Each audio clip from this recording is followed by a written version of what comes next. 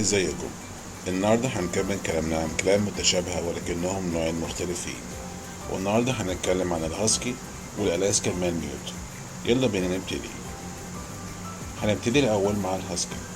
سلالة بتنحدر من سيبيريا في روسيا، بيتميز بحجمه الصغير عن الألاسكا مالميوت. وزنه بيكون من 20 ل 30 كيلو. بيتميز بسرعته وطاقته العالية. وظيفته الأساسية كان جر عربيات التلج للسكان الأصليين في روسيا بأقصى سرعة ممكنة في جماعات، وكان بيتم استخدامه كمان في الصيد. الهاسكي بيتميز إن عينيه زرقاء أو بني أو عين لون وعين لون، وديله بيكون نازل لرجله.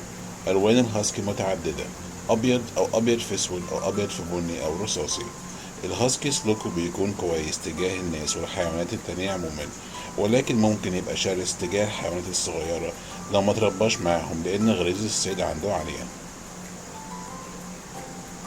ثانيا هنتكلم عن ألاسكا مالميوت، سلالة من ولاية ألاسكا الأمريكية.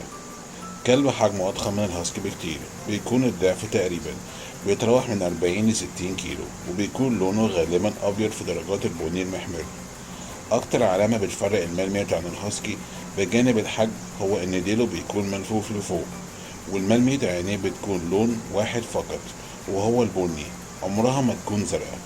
استخدامه الأصلي كان في جر عربيات التلج والصيد زيه زي الهاسكي، ولكن تم استخدامه في الحراسة في بعض الأحيان بسبب سلوكه الشرس نوعا ما.